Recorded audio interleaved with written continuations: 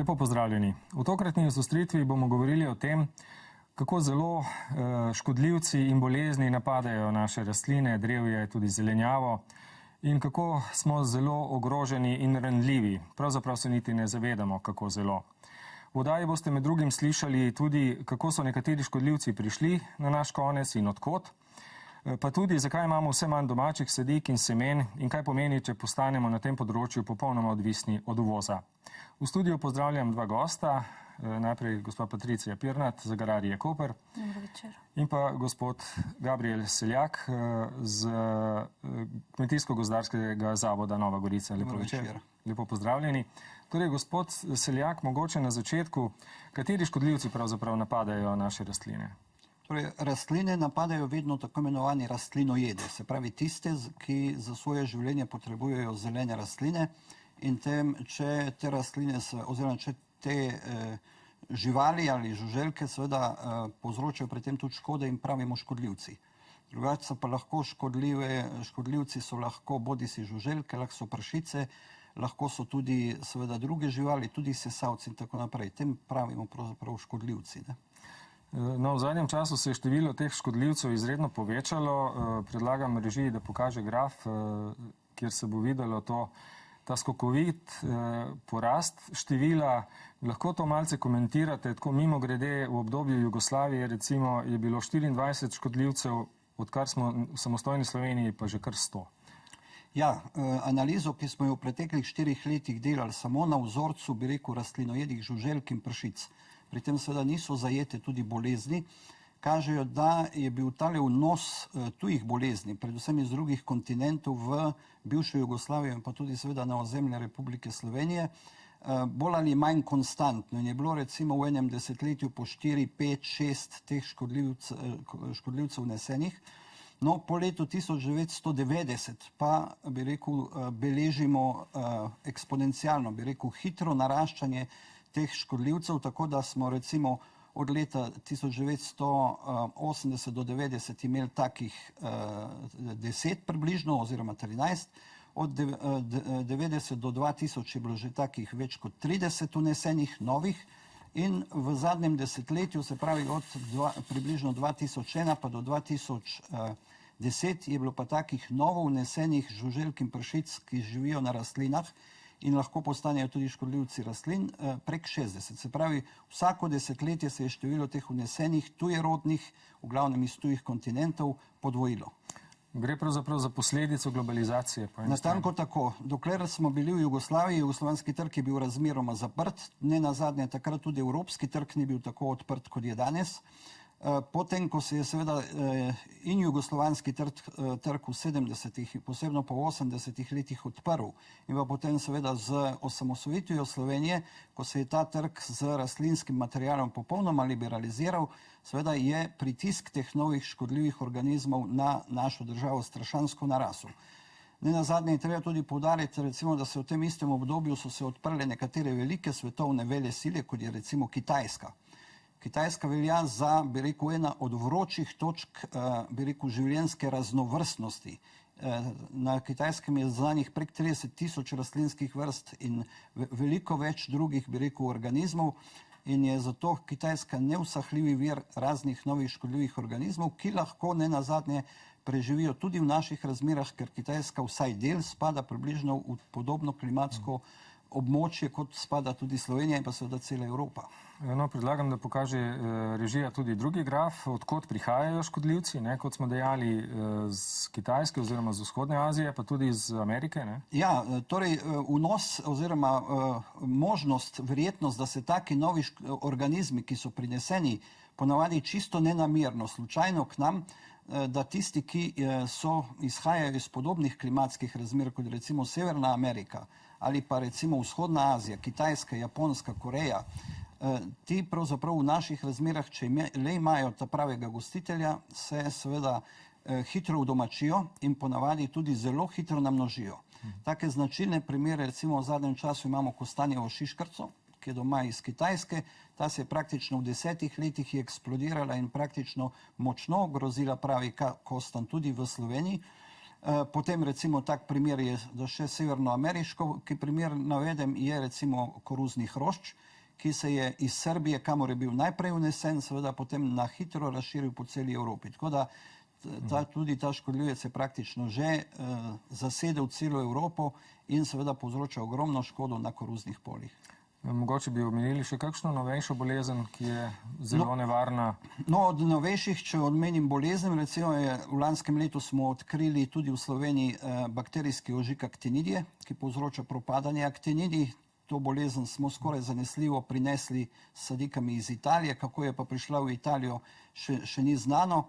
Po vsej verjetnosti tudi ta bakterija izvira iz Kitajske, kjer je seveda aktinidija kot rastlina, domorodna rastlina in najbrž tudi te bolezni izvirajo tam. Do zdaj je veljalo, da aktinidija pravzaprav nima bolezni, škodljivcev. Tako je. Do zdaj smo lahko rekli, da aktinidija je ena od najbolj primernih sadnih vrst za ekološko pridelavo, kajti dejansko ni skoraj imela nobene bolezni in škodljivca. Včasih jo je malo napadel seveda tale murov kapar, ampak ni povzročal neke resnejše škode. Ta bakterioza, se pravi ta bakterijska bolezen, pa resno ogroža, ker zaradi tega trsi propadajo in seveda tudi ne rodijo. No in prišli smo do bakterijskega ožiga oljk, o katerem je bilo v zadnjem času tudi veliko govora. Zadeva je pereča, pojavila se je sicer na jugu Italije, v Apuliji, predvsem v provinci Leče. Pravzaprav se še ne ve, kako zelo je ogrožena Italija sama, pa tudi Evropa. Mogoče se je še kje pojavila ta bolezen, kajti raziskave šele potekajo. To se je izvedelo oktobra lani. Lahko na kratko poveste, zakaj pravzaprav gre in kako nevarna je ta bolezen? Torej, po tem, kar seveda vemo iz podatkov iz Južne Italije, gre za resnično resno zadevo. Seveda je čisto premalo časa in tudi še veliko neznank v zvezi s to boleznijo, da bi lahko, bi rekel, res dobro ocenili, kakšna je stvarna nevarnost te bolezni. Potem pa, kar se pojavlja v Apuliji, vse kaže, da to gre za izjemno resno bolezen, ki ogroža zlasti oljke. Težava pa je še v tem, da se ne pojavlja bakterija samo na oljkah, pač pa tudi na divjih rastlinah, kot recimo hrast, da se pojavlja lahko na oleandru, da se lahko pojavlja na tem mandljevcu in tako naprej. Tudi še ni jasno, ali gre to za iste podvrste bakterij, kot se že pojavljajo recimo v drugih delih sveta, ker raziskave še potekajo. Vsekakor grožnja je velika in ravno zaradi te grožnje oziroma vedenja, ki ga imamo trenutno v zvezi s to boleznijo, je tudi Slovenska služba za varstvo rastlin seveda ustrezno alarmirala tudi slovenske oljkarje, da so, bi rekel, pozorni na to bolezen. Zaenkrat jo k sreči nimamo in želeli bi si, da jo nikoli nimamo ali pa da vsaj čim dlje jo zadržujemo tam, kjer se trenutno pojavlja.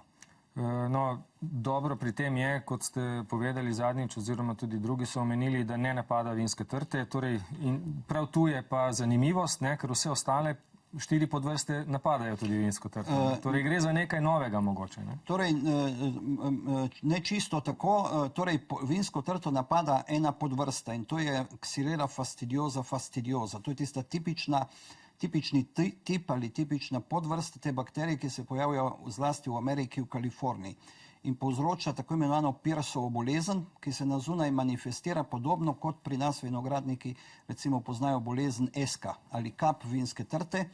Bolezenska znamenja so precej podobna, le da se ta bolezen lahko pojavlja že pri mladih trtah, medtem ko se kap vinske trte v glavnem pojavlja pri trtah, ki so nekje starejši od 10-12 let. V tem je bistvena razlika, bolezenska znamenja so pa zelo podobna.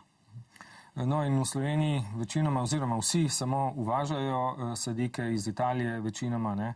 Gospa Pirnatova, vi ste imeli na agrariji v Purisimi proizvodnjo sadik, sicer ne cepljenk, ampak pomagajte mi. Iz potaknjencev, tako, se upravičujem. To je propadlo ravno zaradi tega, ker so kmetje pač želeli čim prej, čim bolje in čim več olja. Kako je zdaj z pogoji, da bi to ponovno spostavili in koliko časa bi trajalo, če bi želeli spet imeli potaknjence oziroma cepljenke? Namreč rastlinjaki na Purisimi so od leta 2012, odkar je bilo tisto veliko vremensko neurje, namreč bili izredno zelo močno poškodovani in prav tisti rastlinjak, kjer je bil za vzgojo in razmnoževanje potaknjencev, je bil eden izmed najbolj poškodovanih. Glede na to, ali bi sedaj sploh začeli s ponovnim razmnoževanjem glede na bolezen, katera se je pač pojavila. Agrarija Koper je pripravljena iti seveda v ponovno razmnoževanje, vendar je potrebno pridobiti finančna sredstva oziroma neko pomoč iz strani države ali katerekoli druge institucije. Kdaj bi lahko prišli do prvih sadik? Najbolj hitro je tako, če teoretično lahko gledamo, kolikor bi začeli zelo hitro sanirati rastlinjak, bi lahko prve potaknjence pričeli pripravljati jeseni, se pravi septembra, in prve sadike, se pravi sadika mora biti stara 18 mesecev, prvo sadiko bi lahko sadili leta 2016 pomladi. Ampak sadiko razmnoženo iz potaknjencev, nikakor ne iz sejanca, in cepljeno bistveno to traja bistveno dosti dlje. Kako je pa z ostalimi materialom, ostalimi sadikami, semeni in podobno? Sploh še kaj delate, na Purisimi funkcionira karkoli? Purisima je želja tako nas v zadrugi, kot tudi tukaj lokalnih prebivalcev, da bi jo ponovno zaživeli, vendar še zmeraj se borimo s tem od pridobitvijo vode do sanacije rastlinjakov. Zdaj, ali bomo to pomlad resnično utegnili vsaj nekaj sanirati, bistveno v naši moči je in želimo si, da bi vsaj v nekem manjšem obsegu nekaj sanirali in nekaj dali našim prebivalcem na naš lokalni trg. Če želimo govoriti o avtohtonih sortah, če govorimo o samih sadikah zelenjave, tudi v preteklosti, ko je Purisima razmnoževala sadike vrtnin, nikakor niso bile to vrtnine iz avtohtonih sort, se jih dejansko ni več, žal ne. Ali nekaj pač jih hrani tudi genska banka na Kmetijskem inštitutu, vendar iz tega nikoli ni nič zraslo. Mislim, dejansko zraslo ni nič, ker tam se hrani, nič se šlo pa v razmnoževanje vsega tega. Hrani se zato, da pač nekje so spravljene. Ampak žal to ni nobeden cenu, vsi smo hlastali samo po nečem lepšem po izgledu, po nekem večjem hektarskem donosu in vemo, da vse, kar je v preteklosti prihajalo iz tujine, žal je bilo boljše kot to, kar je bilo naše domače. In tako so tukaj zdaj pač prevzeli monopol semenarske hiše, najmočnejše so tuje semenarske hiše dejansko in smo vsi pač primorani dejansko od njih kupovati semena. Nekaj malega žal tudi vztraja Semenarna Ljubljana, ampak to je izredno malo. Poznamo zgodbo recimo krompirja Igor, ki se je jedel, pa ga ni več. Ne? To je ena taka žalostna zgodba. Kako pa je, s česen se je pa vendarle obdržal, no? Naš primorski? Ne? To so domačini vendarle nekateri ohranili in zdaj ga vse več tudi proizvajajo, ker pridelujejo, ker se vidi, da kitajski sploh ne diši počasno. Ja, zahvaljujoč domačinom, res, kateri so ohranili pač te sorte česna za svoje lastne potrebe, ga dejansko danes imamo. Pač ohranile so se prav zaradi okusa, sorta, katere so tukaj domače, bile so pač prilagojene na to območje, boljše so prenašale sušo, prilagojene so bile na te pač podnebne razmere. In danes se vedno več tudi je povpraševanje in mogoče postala tudi malo moda gojiti česen in hvala Bogu se pač proizvodnja tudi v to smer povečuje. No, zakaj toliko govorimo o tem? Ker je pravzaprav ravno ta promet, uvoz materijala najnevarnejša postavka, ko se govori o boleznih in škodljivcih. Je tako? Ja, če mimogrede lahko dodam k Igorju. Zakaj je Igor zginil z slovenskega trga? Ne zaradi tega, ker ga ne bi nihče gojil, pač pa zato, ker se je k nam razširila ena virusna bolezen, obročkasta nekroza gomoljev krompirja. In ta sorta je bila izjemno občutljiva na to virusno bolezen in zaradi tega je krompir zginil, oziroma Igor je zginil, ker se enostavno ni dalo več pridelati zdravega krompirja, niti za konzum, še manj pa seveda za sajenje. V tem je bistveni razlog za to resnično tako dobro sorto in zdaj seveda so ga zamenjale sorte, ki so na to bolezen bodisi tolerantne, se pravi, da ne zbolevajo ali pa so celo odporne. No, ampak, ja, prosim. Ja, dejansko torej te bolezni in pa škodljivci seveda rastlin se prenašajo po svetu oziroma se največ jih vnesemo ravno z različnim sadilnim materialom. pri tem seveda čisto vodijo okrasne rastline. Pestrost okrasnih rastlin je izjemna, to pa seveda potegne za sabo tudi izjemna pestrost škodljivih organizmov. Vsaka rastlina ima lahko svoje škodljive organizme in ravno z okrasnimi rastlinami preko recimo Holandije in nekaterih drugih takih velikih uvoznikov okrasnih rastlin se je vneslo ogromno teh škodljivih organizmov v Evropi. Seveda pa tudi pri nekaterih, rekel, teh tako imenovanih velikih kulturah, kot so krompir, koruza in tako naprej, so se določene zadeve vnesle noter tudi s sadilnim materialom. Druge stvari pa recimo ne smemo pozabiti možnosti vnosa recimo bodisi z letalskimi transporti in tako naprej. V severni Italiji je splošno znano, da se okrog te vojaške baze tule v severni Italiji pojavilo en kup novih škodljivih organizmov, zlasti žuželk iz Severne Amerike. Mednje spada recimo tudi tale medeči škržat, ki je zelo medil nekaj časa. Tudi ta je bil najverjetneje z letalskimi transporti prinesen iz Severne Amerike v te severno-italijanske v Aviano recimo, ne, in od tam so se potem pa razširili tudi k nam in pa seveda na druga območja v Evropi. No, zanimivo, prej ste omenili, da se posredno škodljivci prenašajo tudi s kamenjem. Ne? Omenili ste kitajsko okrasno kamenje, ki je zapakirano v lesen zaboj. In v tem lesu je marsikaj. Ja, neposredno s kamenjem sicer se v glavnem ne prenašajo, ker kamen je bolj ali manj sterilen. Je pa res, da z lesnim pakirnim materialom, ki spremlja recimo ta kamen ali pa tudi druge recimo take, bi rekel, trde produkte, se prenaša veliko teh škodljivcev. Med njimi je znan recimo ravno tale kitajski kozliček in pa azijski kozliček. To sta dva hroščka, ki, bi rekel, močno ogrožata drevje tako gozdno kot tudi parkovno in recimo v okolici Milana v Italiji imajo s tem že velike težave, ker ta dva hroščka enostavno se zavrtata v zdrava drevesa in tako drevo potem propade zaradi tega. In ko enkrat te žuželke seveda pridejo v naravno okolje, so tako rekoč neobvladljivi ali pa zelo težko obvladljivi. Zelo značilen primer recimo zato je ravno kostanjeva šiškarca, ko je enkrat ušla v naravo, se jo ni dalo več z nobenimi ukrepi seveda zadržati. Posnetke kostanjeve šiškarice imamo, če lahko režija pokaže. Ob tem bi pa le vprašal, da naslednje, namreč vsakič, ko nas nekaj udari po glavi, potem stopimo recimo skupaj, ne? Problem je v tem, da čakamo, da nas udari. Ne? Slovenija je pustila vnemar seminarno, skoraj da seminarno Ljubljana. Vaša Purisima je z njo, kar pač je, država ne pomaga nič. Zakaj se kaj ne premakne? Oziroma mogoče vaš pogled na vse to, no? Da samo čakamo, da se bo nekaj zgodilo in potem gasimo požar. Purisima mora obrati eno drugačno pot, kot je vodila do sedaj.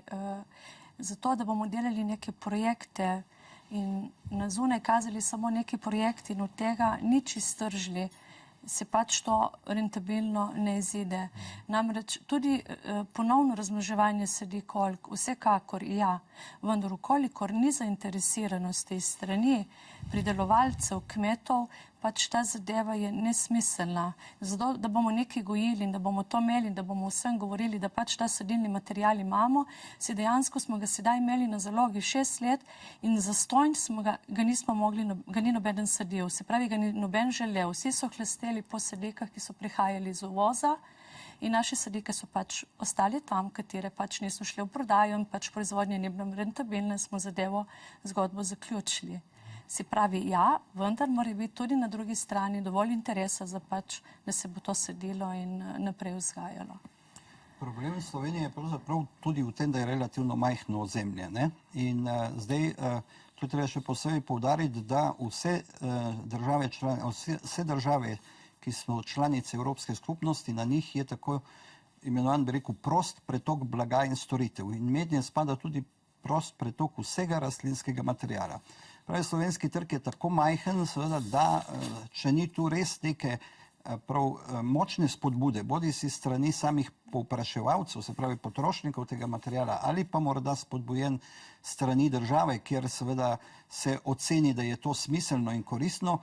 Drugače seveda je ta trg izjemno, kako naj rečem, občutljiv na vdor tujih močnih korporacij, ki prodajajo ta sadilni material, kot je recimo Syngenta, pa še razne druge korporacije, Pioneer recimo pri koruzi in tako naprej, da pa italijanski drevesničari, pa italijanski trsničari, recimo, to so zelo močne firme, ki lahko, bi rekel, ugodneje ponudijo to blago, kot jo pri nas na recimo v sorazmerno majhnih pridelovalnih enotah ponudimo, ne. Je pa res, da je tveganje, ki ga s tem prevzamemo, neprimerno večje, kot če bi seveda ta sadilni material proizvajali doma. In morda, če dodam temu, ne, ravno o tem, ko se pogovarjamo o vzgoji sadilnega materijala oljk ponovno doma, je to ena najboljših oziroma najbolj zanesljivih ukrepov, seveda, da se čim dlje izogibamo morebitnemu pojavu bakterijskega ožiga oljk, ki je v Italiji že. Če bomo še naprej seveda ta material kupovali na tujih tržiščih, zlasti v Italiji, je verjetnost, da ga bomo kmalu dobili veliko večje, kot če seveda se omejimo na proizvodno tule in seveda, da imamo lastni izhodiščni material in potem tudi lastne sadike. No, omenili ste prost pretok blaga seveda in ljudi, marsikaj tudi prinesejo s seboj. Kakšen je pravzaprav nadzor? Zdaj recimo sadilni material se ne uvaža, ampak se samo prepelje, ne, v državo, če je v Evropski uniji, tudi na Hrvaškem, ni več tako zelo močna kontrola, ne. Je tudi Hrvaška recimo postala veliko bolj nevarna za nas, če povežemo Leče, recimo je čez morje, je Dalmacija, ne, in to je že tukaj, ne. Ja, to sicer drži, ja, da je dosti bliže, je pa tudi res, da tale proizvodnja sadilnega materijala na Hrvaškem ni posebno močna, vsaj ne, da bi ta proizvodnja sadilnega materijala na slovenski trg imela pomemben vpliv, zato jaz tule ne vidim zelo velike nevarnosti. Nenazadnje tudi Hrvaška ima v tem smislu precej podobne klimatske razmere, tako da jaz neposredno zaradi vstopa Hrvaške v EU seveda ne predvidevam. Rastlinski material, ki prihaja v Evropsko skupnost, seveda se kontrolira samo na zunanjih mejah. Ko pa pride v notranjost, sicer obstaja lahko, bi rekel tak, tudi notranji nadzor, ki ga izvajajo fitosanitarni inšpektori, vendar pa tisti uradni nadzor pri uvozu sadilnega materijala od zunaj, s tako imenovanih tretjih držav, bodisi da je to recimo Amerika, Afrika, Azija ali pa tudi vzhodnoevropske države oziroma tiste države, ki niso članice Evropske unije, to so tretje države in tam je še vedno seveda velja, da se na mejah izvaja tale nadzor, pa v pristaniščih, kot pri nas recimo v Luki Koper, pa na letališču Brnik, pa recimo poštne pošiljke se na Pošti Slovenije Ljubljani kontrolirajo take pošiljke. Samo s temi pošiljkami je seveda takole, če so te pošiljke majhne, se jih relativno da dobro nadzirati in preverjati, posebno če gre za kakšne take večje škodljive organizme, če pa gre za kakšne zelo drobne reči, kot so recimo razne pršice, pa tudi uši recimo, ali pa da gre za zelo veliko materijala, kot recimo prihaja v Holandijo, te okrasne rastline, seveda je pa nemogoče, da tudi, bi rekel, zelo organizirane fitosanitarne službe v Evropi preprečijo čisto vse, ne. Nadzor v celi Evropi seveda obstaja in tudi v Sloveniji so mehanizmi vzpostavljeni za ta nadzor. Mi recimo službe za varstvo rastlin, vključno z upravo za varstvo rastlin, za varno hrano, veterinarstvo in varstvo rastlin, kontrolira oziroma izvaja zdravstvene nadzore za tiste najpomembnejše škodljive organizme, ki bi lahko ogrozili bodisi slovensko kmetijstvo ali pa tudi gozdarstvo. No, zdaj bo uveden oziroma je že letos takoj z 1. januarjem poostren nadzor nad oljčniki in uvozom sadilnega materijala z Italije, ne. Kako pa je drugače s sankcijami, no, za tiste, ki ne bi spoštovali in ki ne bi recimo škropili tako, kot morajo? Torej, Zakon o zdravstvenem varstvu rastlin regulira v Sloveniji te zadeve in pa podzakonski predpisi, ki so iz tega izhajajo in so seveda za različne škodljive organizme rastlin različno urejene. Torej, največkrat je tako, da bi rekel, prva stopnja je seveda opozarjanje imetnikov rastlin na te zadeve, da seveda znajo in tudi vejo, na kaj odreagirati. Če seveda na sankcije v smislu denarnih kazni, ki so tudi predpisane, se izvajajo pa seveda takrat, ko so seveda imetniki o tem seznanjeni, ko so ukrepi znani, ko so tudi obveščeni o tem, pa jih kljub temu ne izvajajo. In te zakonske sankcije so, bi rekel, od nekaj 100 do nekaj tisoč evrov, za pravne osebe tudi do 33 tisoč evrov, kolikor vem, tako da te kazni so. Vendar pa v glavnem, vsaj v prvi fazi in službe za varstvo rastlin in pa fitosanitarna inšpekcija dela predvsem na, bi rekel, izobraževanju, na osveščanju pridelovalcev, da ustrezno odreagirajo. Tak značilen primer, recimo v zadnjem času, je recimo zlata trstna rumenica in zatiranje ameriškega škržatka kot naravnega prenašalca bolezni. Se vam zdi, gospod Pirnatova, da so kmetje dovolj disciplinirani, recimo temu tako, in škropijo trikrat, če se jim reče, da morajo trikrat, ali grejo enkrat skozi, pa prišparajo kaj denarja?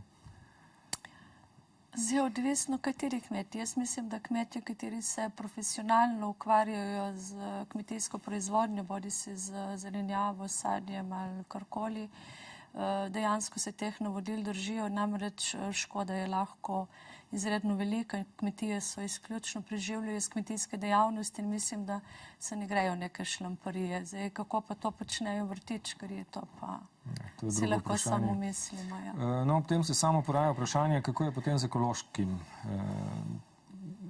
ekološko sfero, z ekološkim pridelovanjem. Glede na vso to število škodljivcev, njihovo odpornost, prilagodljivost, lahko sploh govorimo o enem resnem ekološkem pridelovanju živil, brez škropljenja in tako dalje? Mi lahko rečemo, imamo enega našega člana zadruge, kateri je eden izmed največjih ekoloških pridelovalcev zelenjave v naši državi.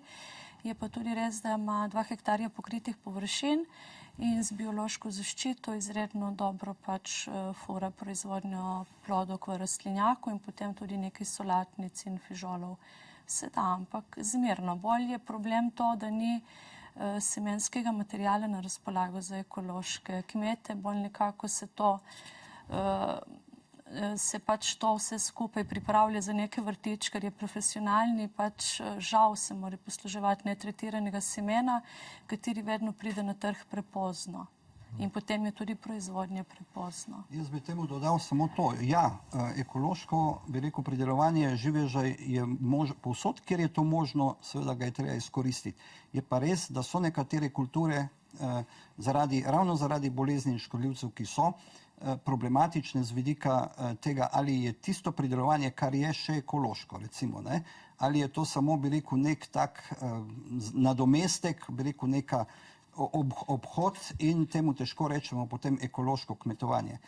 In ločiti moramo seveda ekološko kmetovanje od tistega, bi rekel, obremenjenosti živeža z določenimi kemičnimi snovi. To sta 2 različni zadevi. Ekološko kmetovanje pomeni okolju prijazno kmetovati, tako da udeležence v naravi z našimi posegi čim manj obremenimo in čim manj prizadejmo. Tu je ekologija, ne?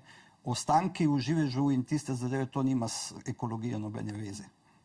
No in za konec mogoče še, kaj nas čaka, gospod Celjak in gospod Pirnatova, če bo šlo tako naprej s temi desetletji, ko se po 10% in več dviguje število teh. Jaz predvidevam, da čisto neskončno stvari ne bodo šle, da te krivulje so vedno, bi rekel, se dvigajo in potem se začnejo umirjati. Ko tiste najpomembnejši škodljivi organizmi zaenkrat se razselijo okrog, potem tisti ostanejo, ne nazadnje tudi v novem okolju se potem ti škodljivi organizmi z leti ustalijo. Bodi si, da se razširijo njihovi naravni sovražniki, kar je največkrat primer, značilen primer za to je ravno recimo medeči škržat. Tako da pričakujem seveda, da bo ta trend vnosa novih škodljivih organizmov vsaj nekaj časa še najbrž naraščal, potem se bo pa verjetno zadeva začela umirjati, ker se bo nabor organizmov, ki bi lahko ki bi lahko povzročali škodo bodi si v kmetijstvu, v gozdarstvu ali pa tudi v okolju, nekako, bom rekel, vsaj deloma izčrpal. No, mimo grede, preden vi zaključite to temo, bi vas samo opozoril na eno zadevo, ki se mi je zdaj utrnila, namreč naravni škodljivci. Ne? Tudi tu je lahko dvorezen meč. Pravno pri kostanjevi šiškarici zelo bremzate z uvozom nekega naravnega sovražnika, ker ste že stopili na kačo, bi se reklo, pri pikapolonicah, če se ne motim. Ja, ta pikapolonica je bila sicer unesena v Belgijo in sicer to harlekinska pikapolonica, ki je se zdaj množično pojavila po hišah tudi in bi rekel, so ljudje bolj zaskrbljeni kot zaradi vpliva na okolje. Je pa res, da so te pikapolonice en primer ki se ne bi smel zgoditi. Zato je pri vnosu tujerodnih naravnih sovražnikov treba biti izjemno pozoren, kajti ko jih enkrat vnesemo, jih ne moramo več iztrebiti. Kemična sredstva razpadejo, počasi izginejo, medtem ko recimo na živi organizmi pa se sami razmnožujejo in jih je vedno več. Tako da pri tem treba biti zelo previden, seveda pa ne tako, bi rekel, zaprt, da pa ne bi čist nečesa. Ravno pri kostanjevi šiškarici kaže, da je to, bi rekel, ta parazitoid, ta naravni sovražnik, relativno selektiven, kar pomeni, da napada predvsem kostanjevo šiškarico in da ne ogroža drugih domačih organizmov. Vsaj tako kažejo, bi rekel, najnovejše raziskave, ki so jih delali v Italiji in v Južni Švici, kamor so tega parazitoida že vnesli. No, torej še vi, prejšnje vprašanje, kako vidite razvoj oziroma budućnost? Jaz bi rekla tako, mogoče tudi na svet vsem gledalcem, ne bojo dovolj strogi do sebe, ko kupujejo sadilni material, semenski material, ne kupujejo zdravi semenski in sadilni material, ne gledajo za vsako ceno, ne bo samo cena tisto vodilo, kakšen sadilni material kupujemo, saj eno drevo, če vzamemo eno sadiko oljke, sadimo za več generacij, ne sadimo samo za eno sezono. In jaz mislim, da pri nas bo prevladala kmečka pamet, zdrava kmečka pamet in bomo bili na to dovolj pozorni, tako da bomo imeli dovolj na razpolago, dovolj zdravega in varnega sadilnega materijala in da bomo zgodbo o kmetijstvu peljali naprej, tudi v slovenski Istri. No, hvala lepa in upajmo, da bo oddaj s tako tematiko tudi čim manj raje o lepših stvareh. Hvala še enkrat za obisk v studiu. Hvala tudi vam za pozornost in nasvidenje.